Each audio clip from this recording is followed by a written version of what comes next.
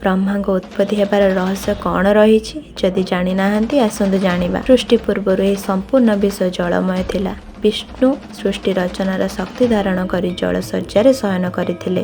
तापरे तांका द्वारा नियुक्ति तांका काल शक्ति जीव मानकु निज निज कर्म रे नियोजित करिया पे प्रवर्तित कला। सेतेबेले से निज देहरे लीन होइथिबा अनंत लोक को देखि पारिले। भगवान दृष्टि तांका मध्य थिबा सूक्ष्म तत्व मानक उपरे निविष्ट होला बेले रजगुण द्वारा चालित होई से सूक्ष्म तत्व तांका नाभि देश को भेद करी सृष्टि रचना पे बाहरी आसिला। कर्म शक्ति को जागरित करुवा काल शक्ति द्वारा से ही सूक्ष्म तत्व भगवान का नाभिरु हठात जन्म नेले। सूर्यंक परि तांका तेजरे से विशाल जलराशि आलोकित होई उठिला। विश्व सृष्टिर समस्त गुण युक्त से पद्मरे विष्णु भगवान प्रवेश कले और जहाँ को आमे स्वयंभू बोली जानती। ସେହି ବେଦମୟ ବ୍ରହ୍ମା ପ୍ରକଟ ହେଲେ।